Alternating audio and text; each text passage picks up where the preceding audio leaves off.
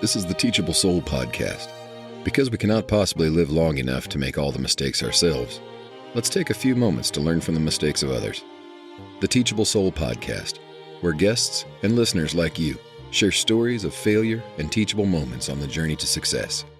Here's your host, Kat Daniels. Welcome to the Teachable Soul podcast. I am your host, Kat Daniels, and today with me, I have Miss Jennifer Beitz. In this interview, Jennifer shares how she rose above her own struggles with emotional abuse and self-limiting beliefs to become a successful life coach for other women. Using life coaching and mindfulness practices, Jennifer invites her clients to discover how to be radically different and develop the skills of having genuine conversations. She believes in leading from the heart and that our answers are within, which is something I believe too. So welcome, Jennifer. Thank you for joining me today. Well, hi, Kat. It's so great to be with you today. Thanks. Yeah. I've been really excited for this conversation all week because I've heard great things about you. So I can't wait to get started. Oh, that's so exciting. And thank you again for inviting me to be a guest on your podcast. Oh, absolutely. Anytime. You're already such a beautiful soul. I can tell this is going to be phenomenal. So exciting. Yes. So you dealt with emotional abuse, was that, and self-limiting beliefs, and as you said in the intro here. So was that from like parental and childhood trauma, or was that from after childhood trauma? Certainly childhood trauma that I had buried down pretty far. Mm. And it wasn't until that started to surface in my life that I was really caught up in some self-sabotaging behavior. I was really caught up in that victim mentality and really blaming others for my circumstances in life. Oh, okay. Well, what do you mean by victim mentality? Like, what were you blaming people for? Oh, well, at one time, I thought that the world was out to get me. And it wasn't making sense to me that I was, or at least I thought I was, showing up as my best self, and yet I wasn't able to achieve success. And so that's where it kind of started for me, this disconnect between what I actually wanted and the results that I was achieving. Oh, I see. Okay. So how did you start like healing all of that? Well, like many women or many people that I have spoke to who have had this awakening in their lives, many of us have come to that awakening through a life event. And for me, what was going on in my life is that I was ticking off all the boxes according to what society defined as success. And yet I was not feeling happy. I was not feeling fulfilled. I wasn't feeling that I was living my purpose. And at that particular time in my life, I was married. I had 2 children. I had a home. I was working full time outside of the home. I had a dog. And so according to society's definition of success, a lot of those boxes were checked for me. Mm-hmm. It wasn't until I started to peel back the layers of the lack of satisfaction I was feeling in my life that I discovered that I wasn't feeling happy with my job and I wasn't feeling happy with my relationship. And it was at that point that I decided that if I wanted anything to change, I was going to have to get real with myself and real with my relationships. And I was going to have to start having those difficult conversations. And it was those difficult conversations that led me to walk away from my 20-year marriage. And that led me to discover that the job I was currently working at was not going to tide me over until retirement. Now, I had gone to a therapist. I had gone for marital counseling. And I found that at that juncture in my life, that I didn't know my next step. I was stuck. I wasn't certain how to move forward. Yeah. As you can imagine, I was feeling overwhelmed and I was stressed and my anxiety was quite high. Mm-hmm. And yet I had heard about coaching. I had heard how there was coaching for executives and how it was trickling down now into mainstream. And so I decided to do some research and find myself a coach so I could take those next steps. And it was through that research that not only did I find a coach, but I found training on how to become a coach and how coaching could potentially develop into a business. And all that spoke to me at that particular time. And that was how I started my personal development journey, by signing up for a life coaching training. And ever since I did that, I have been on a trajectory towards success and happiness. Wow. So you were kind of going through life just like assuming that you were happy or thinking that you were happy type thing? Absolutely. Like I said earlier, kind of checking off those boxes. All right, Yeah. I'm married, I have my children, I have my house, and yet still not feeling my purpose, still not feeling the meaning in my life, and certainly not connected to my work in a way that I found fulfilling. Hmm. So was it simply about at the time like fulfillment, or were there specific things that you just absolutely realized that you didn't like at the time that were going on and you were just allowing? Absolutely. The latter, Cat. Yeah. I was definitely settling for things that were not serving me well anymore. And I was scared shitless to say anything. I was so scared to uproot my life. I Yeah. was so scared to tell the man I loved at the time that I was not feeling the same. Mm. I was so scared to tell my children that what we had built was no longer meeting my needs. Hmm. And yet, as scary as that was, I had this feeling inside that if I didn't have those difficult conversations, that I would wake up 2 years and still be in the same position. I would wake up 5 years later, still in the same position, or worse yet, I would wake up 10 years later and still be in the same position. Mm. Right. And I was not willing to accept that. Yeah. So you were more afraid of being in the same position in 10 years than you were of having the difficult conversations then. Absolutely. Yes. How did those around you react when you started having those difficult conversations? With surprise, Yeah. bewilderment. Yeah. Was your husband at the time, did he, when you had decided, or I assume there was some sort of conversation where you were like, hey, I know we've been married for 20 years, but I'm really not feeling this anymore. Mhm. Was he surprised when you came to him and told him that? Like he didn't know? I think that I surprised him by having the conversation. Oh, so he knew. I feel that intuitively we both knew, and we were both people pleasers, and we were both scared shitless to have the conversation. Yeah, that's a difficult conversation. Is Yeah. absolutely. And as I reflected, I noticed how I had people pleasing tendencies, and so did he. And so the two of us grew quite resentful of each other because both of us had these tendencies to not meet our own needs first Mm-hmm. and then resent others for asking for us and our help before we've had a chance to tap into ourselves. And again, at the time, I did not know all this. Mm. All I knew in that moment was that where I was and what I was doing was not bringing me happiness. I was not feeling fulfilled. Mm-hmm.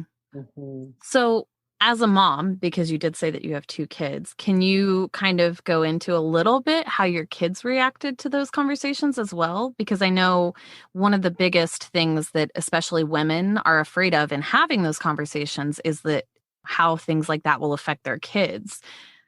How did it affect yours? Ooh, those were tough conversations to have, Yeah. and yet necessary. And I wanted to be as vulnerable and transparent as I could at that time. In those moments, in the beginning of the separation, I didn't have the language, I didn't have the words. Like I said, I just knew that I was feeling disconnected in my life. And of course, the kids, as I told them, I think too, kids are so intuitive. And certainly my son is extremely intuitive, as is my daughter. And Right. so when we had these difficult conversations, there was almost this, oh, this makes sense now Yeah. feeling, Mm. but also, well, holy shit, what does this mean now? What does this look like? Why would you do this? Mm. And that was really difficult at that time. I didn't have all those answers. Right. All I knew is that I could reassure my children that mom isn't happy. And when mom's not happy, she doesn't make good choices. Mm-hmm. And also my anxiety and is very high, and I'm not looking after myself. And I feel at this time in my life that I need to get myself to a healthy place. And to me, healthy is not living with your dad. And it was a difficult conversation. And of course, they had a lot of questions, and I was open to talking to them. Mm-hmm. I've always held that belief with my kids. It starts with a conversation, and it's really those lack of conversations that lead to judgment and lead to that lack of education. And so I really strived to keep the communication open during such a difficult time in our lives. Mm-hmm. And as you can imagine, in the beginning, everything was quite strained. Yeah. I went from a really loving relationship with my daughter to a very cold relationship with my daughter. Mm. The tension was, the sibling rivalry increased, and I became more assertive, Mm. and I started to ask for what I needed. And I started to put my boundaries in place. And all of a sudden, things started to shift with my kids In a good way, I presume? in a very good way. Okay, good. I was gonna say, this isn't a bad story, right? No, this is a very good story. Yeah. The more I poured into myself and increased my awareness around my thinking, around my beliefs, shifting that mindset, that fixed mindset that I had, Mm-hmm. the more I started to invest in myself and in doing the inner work, I started to change my responses. I started to become less reactive. I started to become more calm. Mm. We started to have better conversations, deeper conversations. Mm-hmm. That's And awesome. as I write, Mm. as I even started to work from home, my kids are now around me a lot and hear my conversations. And now the kids and I are on a very good level. My kids are now aged 19 and 20. Mm. And now I find that we're having coaching conversations. Ooh. Like, as in you're coaching your kids? Absolutely. Absolutely. Awesome. My son just went for an interview, and he had never gone on an interview where there was a panel of 3 people. Mm. And in fact, this time it was on Zoom. Yeah. I bet. And when I think back to his previous years when we were feeling disconnected and nothing I said rang true, fast forward to today, and the first person he calls is me. Right. Mom, I'm doing this Zoom interview. I'm feeling really anxious. Can we hop on Zoom? Can you help me and walk through this with me? And we did. Awesome. And I'm happy to relate that he passed his interview stage. Huzzah! So he got the job? Right? It's just, I'm going to say yes, although he hasn't received confirmation. Right. There's phases to this particular job, and he's passed every phase. So we're just waiting for confirmation. Wow. Awesome. That's so exciting. Yeah, it's so great. Awesome. So you found kind of coaching and the mindfulness practices through the actual coaching training. Like you just decided to go straight into coaching training. Is that right? Or did you hire a coach first? No, I went straight into the training first, and then I hired a coach afterwards, and I've always had a coach since. Yeah. As for the mindfulness piece, that was pre any coaching.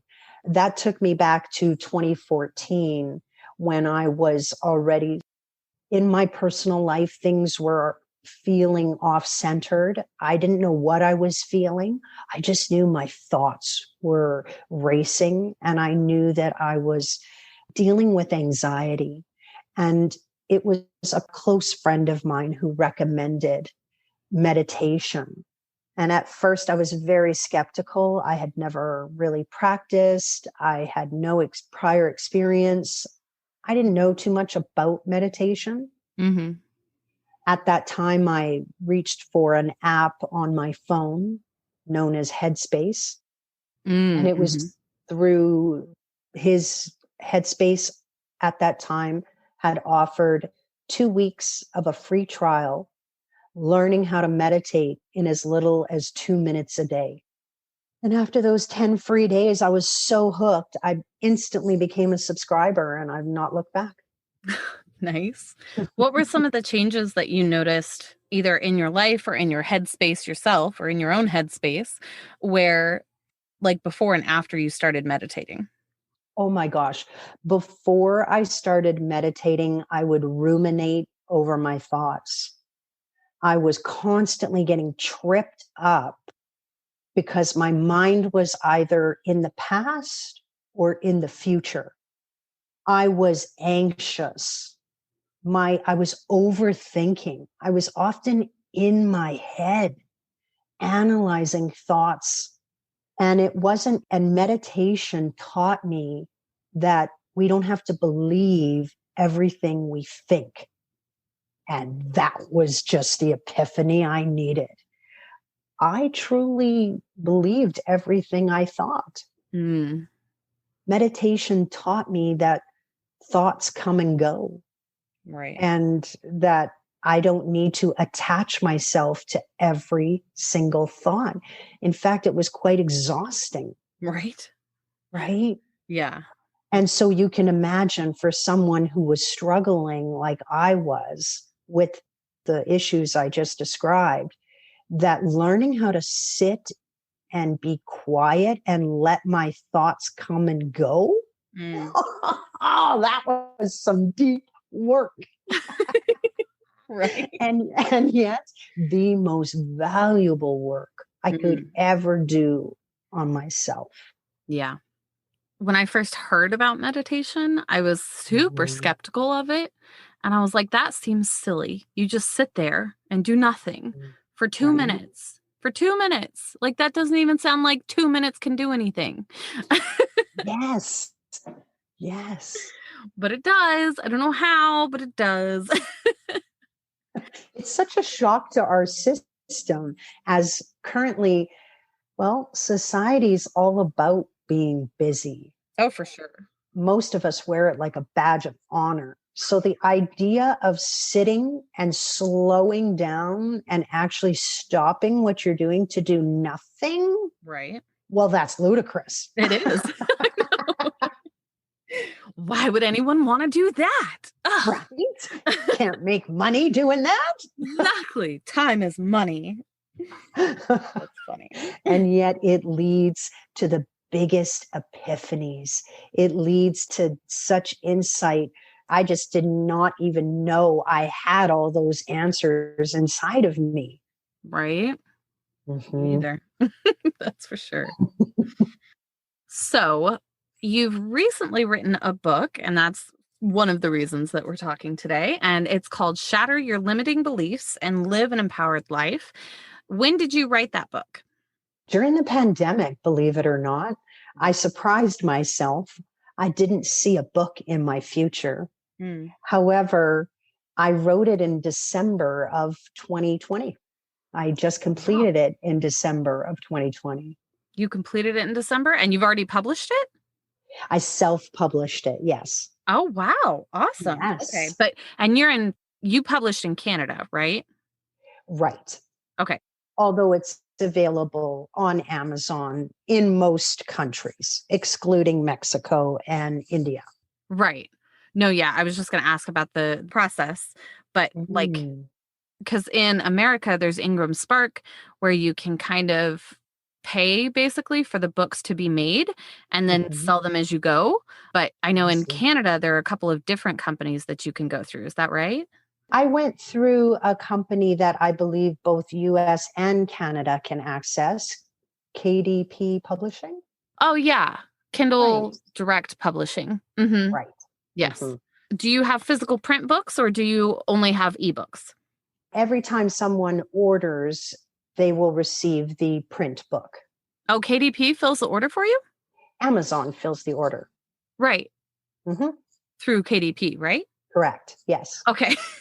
Okay. I thought I knew the process, but maybe I don't. Okay. Got it. Good. Okay. So yeah. And yeah, we do have access to KDP. Right. For some reason, I was thinking that you submit your book to KDP and then like you still have to have someone else print it, but I Mhm. could be wrong. I'm apparently wrong because they're printing yours. So Right. And I've gone through it once myself, and I don't want to mislead anyone. So I'm just going to leave it at that. I don't want to redirect someone or give them misinformation. So, oh no, I got you. Okay, yeah. yeah, By been through it, you meant you've only published one book, right? correct. Okay, that's what I thought. Okay. Got it. Understand. All right, so that's great. So you just published then when did you publish it? In December 2020. Oh, you published it. So you finished it and immediately went to publishing? Correct. Had you been like thinking about going with a traditional publisher or anything, or did you know that you were going to publish, like self-publish? No, I knew I was going to self publish. I was actually working with a book coach, Oh, and we knew that when the book was done, that we were going to choose self publishing. right, which makes sense, I think, for especially nonfiction books that people write themselves. Yeah. Perfect. So, what do you share in there? Like your life story, or what kinds of things do you have in your book? Right. So basically, I write about ageism and anxiety in the book. Part of my story is that I wanted to also go to university and had not done that right out of high school, and instead chose to start working right away. And it wasn't until I had my two children that I had the opportunity to think about attending higher level learning. And at the age of 32, I decided to become a student at university while I was at home with my kids during the day. And so I write about how in the beginning, I wondered if I was too old. I Mm, wondered if I was going to fail. And then after having achieved that success, I got myself into a position with a nonprofit organization in the city I live in. And I started out doing admin work, but I wanted to become one of the facilitators for the in-house training that they offer there for the community. And so I took the plunge and asked, and they said yes. And I co-facilitated a 8-hour workshop with another veteran facilitator. mm, And that experience I was not ready for. It was after that And I say I wasn't ready for the content. I wasn't ready for the day. I had no idea how draining it would be. Mm. And the whole day you're dealing with feedback from the trainer at breaks and at lunch. Mm. And by the time it was all over, I was exhausted and I didn't feel like I knocked it out of the park. Right. And at that time, my mindset, I had a very fixed mindset, and I felt either you had it or you didn't. And in this case, I didn't.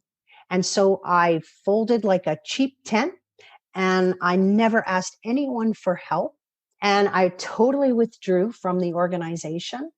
And I put my head down and thought, well, what do I know how to do? Even though I just got myself educated and I tried something new and wasn't successful the first time, I shut everything down and just went back to the old stories. I went back to the old beliefs and I just played small. Yeah. And that also did not serve me well. And 10 years later, I found myself feeling that I wasn't fulfilled and that I wasn't happy and that I wasn't living my purpose. Mm. And so the book goes on to share an experience that I had working in a male dominated field with another peer who criticized the work that I was doing. At that time, I took it personal and I attacked and self-sabotaged my success. Wow. Only to meet with my close friend that night who challenged my thinking, challenged my behavior. And it was through that conversation that I decided no more listening to other people's voices. It's time for me to shatter my old limiting beliefs and stand up. And that's exactly what I did. Awesome. And so that's what the book goes into. Yeah. So are you still working in the male dominated industry or are you a full-time coach now? I'm a full-time coach now. And what I am doing is working with women in IT. And the reason I'm working with women in IT is they are the minority in a male dominated field. And many of them experience what I experienced, which was, well, in my own terms, mansplaining. Right. Right.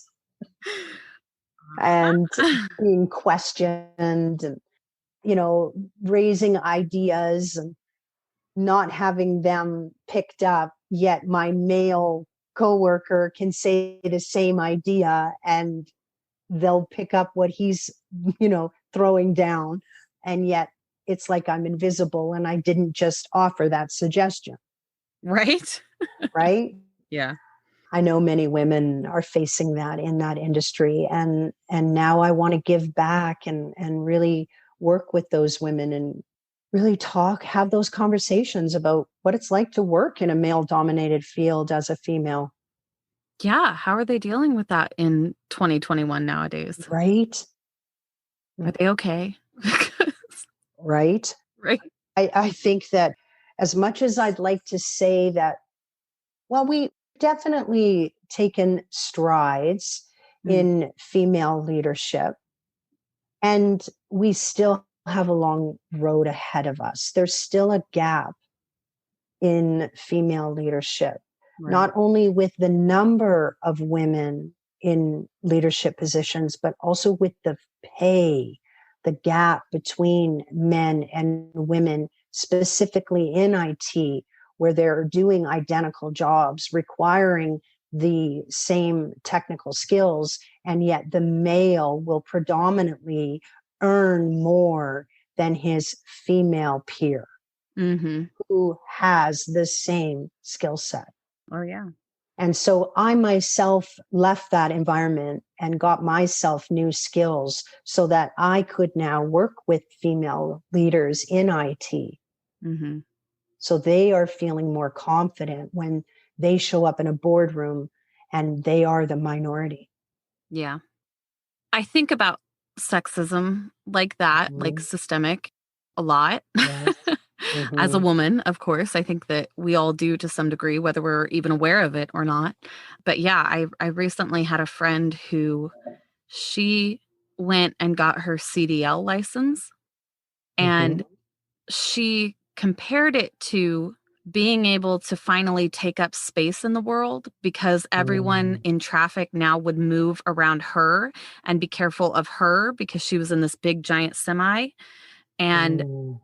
she kind of very vividly just portrayed how women are not used to that. Right. And Yes. it doesn't really occur to us a lot of time, even that we are not withholding ourselves, but making ourselves smaller, not physically, of Mhm. course, but like making our presence smaller. And Yes.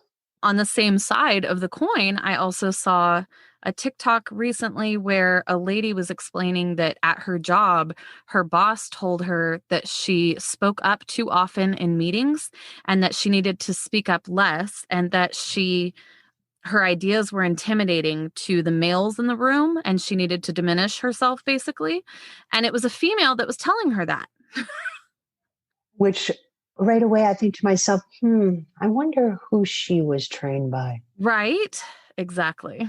Because I just said there's not many female leaders. Mhm. It's predominantly white males Yep. in leadership positions.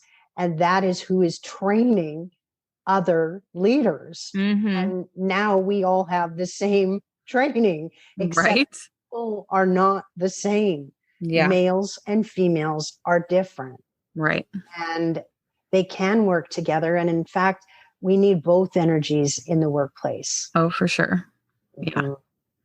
Well, all right. Well, so your book, if anybody wants to order it, they can go on Amazon. Again, that's Shattering Your Limiting Beliefs and Live an Empowered Life.